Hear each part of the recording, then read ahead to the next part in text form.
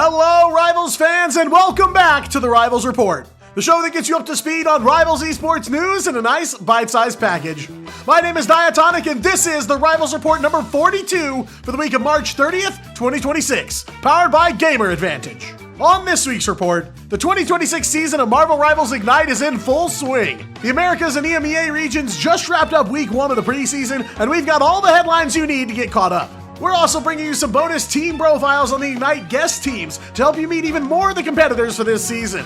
And in community tournament news, we're bringing you some coverage of the latest event from Rivals of Atlas and Asia Oceania Community Initiative. Starting off with the biggest news of the week, welcome back to Marvel Rivals Ignite. The official pro circuit is back underway, and we've already had some serious heat headed our way in the first week of matches. To get you up to speed on where things are at, we've got to look at the current standings, as well as a handful of the biggest stories coming out of the competition each week. If you missed a day and need to get caught up on the matches, be sure to check out the Shorts tab on my channel or visit my TikTok, where I do daily recaps for each region's matches. In Group A of the Americas region, the emerging superpower seems to be Swamp Gaming, who went 3-0 without dropping a single map and are now mathematically guaranteed to make it to playoffs. Though Sentinels had a rocky start against Swamp, they turned things around throughout the weekend and ended up 2-1 overall. NRG and 100 Thieves both won 1 and lost 1, and are rounding up the last qualifier spots. And finally, Cafe Rose ended the week at 1-2, and FlyQuest sit at the bottom with a surprising 0-3 finish, only able to take 1 map thus far. Group B is a bit more straightforward, with Liquid Citadel leading the pack following a perfect weekend. Yeah, we lost Sith squarely in their rearview mirror though, also going 2-0, though they did end up dropping 1 map. Space Station Gaming are off to a solid start as well, ending 2-1 after falling victim to Liquid, and TSM are clinging to the last qualifier spot after going 1-1. Nightmare and Lunex both have yet to find a win, and they sit at 0-2 and 0-3 respectively.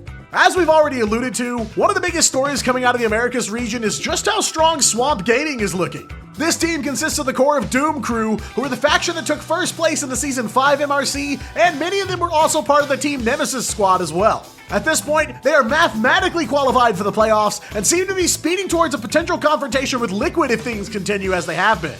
But they were able to take down both Sentinels and NRG, both pretty big wins. But the players formerly of Nemesis have been in this position before, after NEM ended up being first seed out of their group back in Stage 1 in 2025. But they were eliminated just 2 rounds into those playoffs, falling victim to Ego Death and Shroud X. But of course, this team has had plenty of time to keep working together and improving, so hopes are high that things will go differently this time around.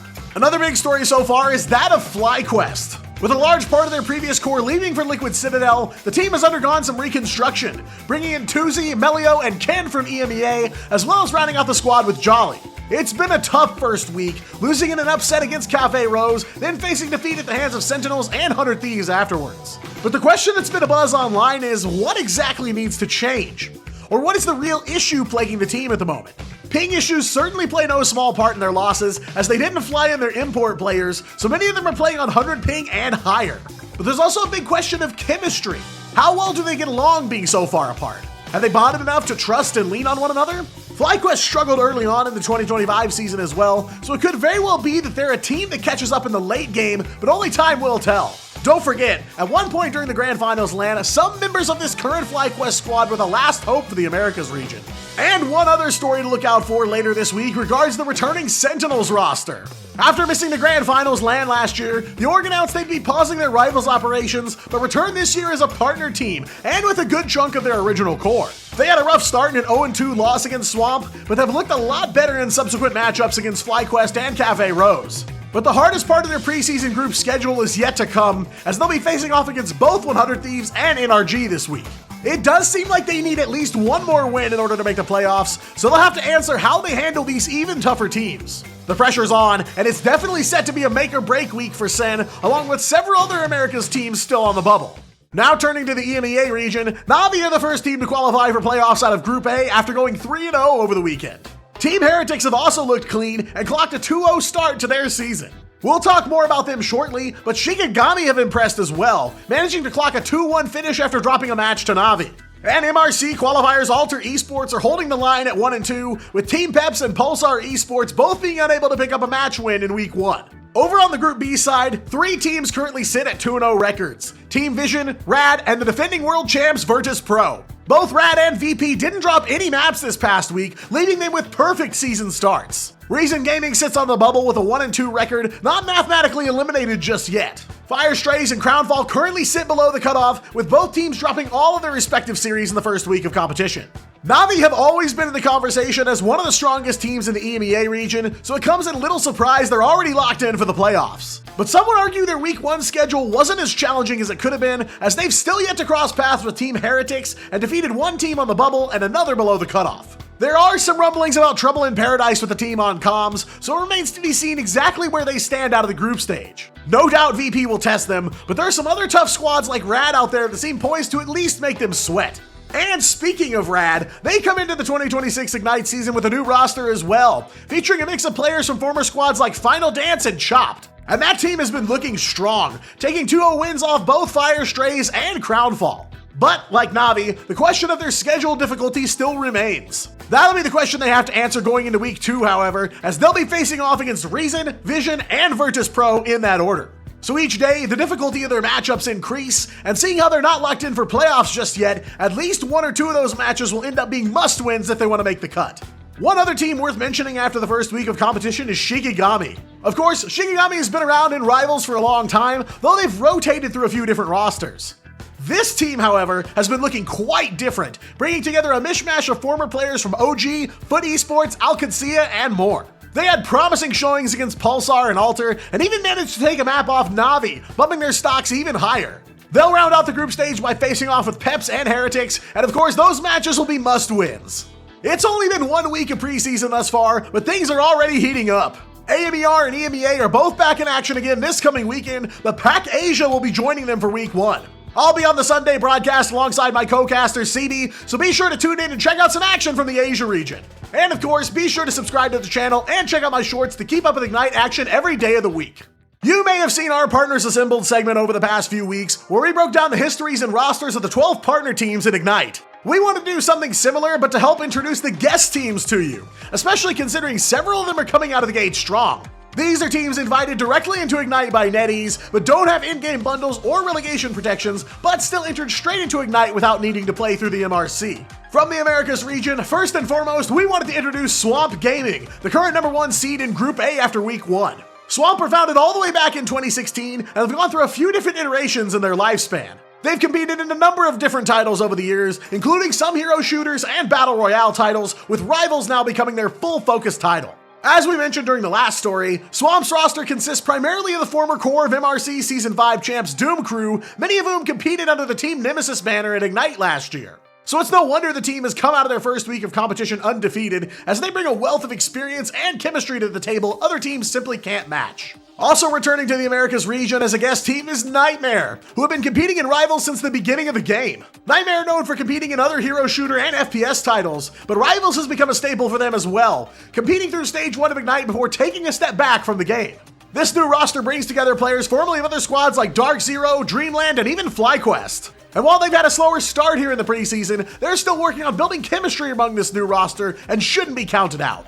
Over on the EMEA side of the aisle, Shikigami are back at Ignite once again with a new roster and have been making some solid plays as well. This is an org with a long history of hero shooter competition, so it's no surprise that they've worked to make their mark in Rivals as well. They first came on the scene back during the first season of the Vanguardian League, but they also competed in the first stage of Ignite last year and clocked solid finishes in Seasons 3 and 4 of the MRC. And as we mentioned earlier, they've brought together players from OG, Foot, Alcancia, and more to bring this potentially playoff-bound roster to Ignite.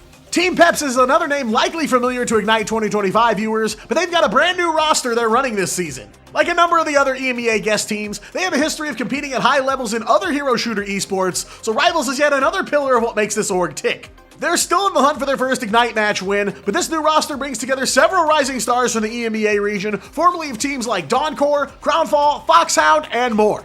Fire Strays is another name you may be familiar with if you were watching Ignite last season. They've been home to a few different rosters, but first came onto the Rivals scene last year during EMEA Stage 1. They'd be knocked out during the group stage, then swap over to the Americas region for Stage 2. They improved on their performance there, but are still in the hunt for a playoffs even heading into this season. Their new roster features several veteran players and largely consists of the core previously from Foot Esports.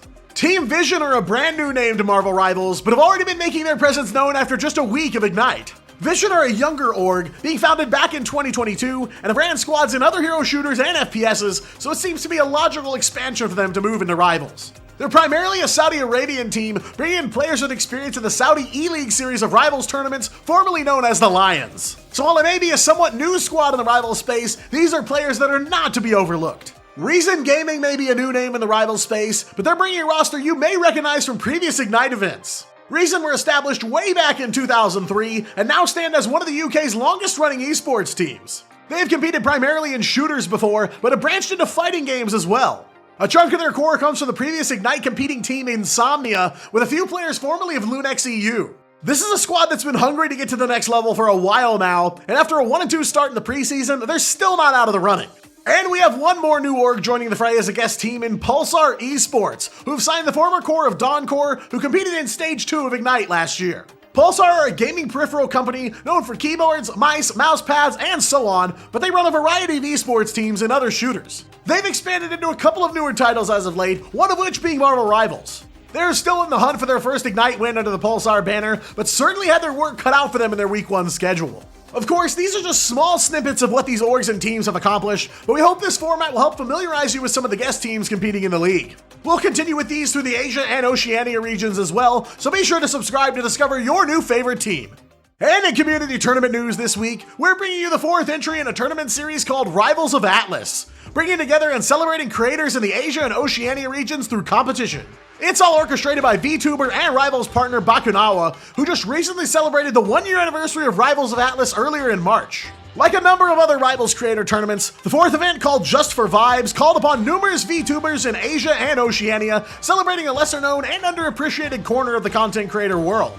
And of course, it's all about creating content and shining a spotlight on several different creators, but the Rivals of Atlas events are supported directly by Marvel Rivals, so this also featured an $840 prize pool up for grabs. Teams were introduced on Bakunawa's social media via an individual team post featuring the VTubers in question, along with some of their preferred heroes, just to give you a better idea of who's who in each lineup. The event was also casted by a lineup of VTuber casting talent, providing the call in every single match. It was a lively event overall, with the chat constantly moving and fans coming by to cheer on their favorite VTubers as they each took to the battlefield to fight for the prize. It may have been one of their first Rivals tournament experiences for many of these players, but there were plenty of clips, laughs, and plays all throughout the day. But it all boiled down to a grand finals match that ended up being fairly competitive between the top 2 teams in the tournament. From the upper bracket, the team known as Balls, and yes, that's really their name, would be the first to punch their ticket, and all without breaking much of a sweat.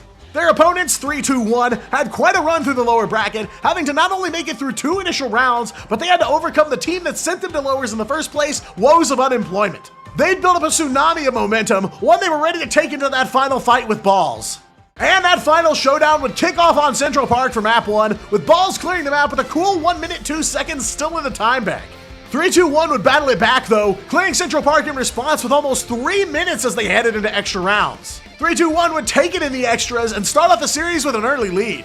Balls would end up getting full held as we headed for Yggdrasil Path, but this team showed their grit by clapping right back. They locked down a miracle defense to hold 3-2-1 just short and even out the series at 1-1. Hall of Dajalia was on deck next, and Balls were building some momentum. Yet another map clear for them here, but 3-2-1 would also clear Dajalia, taking us to extra rounds for a second time this series. Balls would have another 3 minutes to their opponent's 1, and that would again bring Balls a map win and the match point. We were off to Morocco next, and unbelievably, both of these teams would clear it yet again, getting us to extra rounds for a 3rd time. In those extras, 3-2-1 would actually make it about halfway through the map, leaving Balls with just 2:20 on the clock to clear it and close out the series. It would all come down to one of the closest overtime blitzes I've ever seen, but Balls would find the breakthrough and at the last second take the series 3-1. This tournament may in general have been for the vibes, but these 2 teams were here to win. It ended up being an incredibly entertaining tournament to watch, and a nice change of pace amid all the Ignite action throughout the weekend. No doubt Rivals of Atlas will be back in action before long, so it's certainly worth keeping an eye out for the next event. Well, that's all for this week's Rivals Report. Be sure to subscribe to stay up to date on the latest in Marvel Rivals Esports. And follow me on other platforms including X and TikTok for more Rivals Esports content. And if your eyewear is in need of an upgrade, look no further than Gamer Advantage. With blue light protective lenses to protect your eyes during those hardcore ranked grinds, Gamer Advantage will help take your eyewear to the next level. Get your glasses using the link in the description to get yourself a discount and help support the channel. I've been Diatonic, you've been amazing, and I'll see you in game.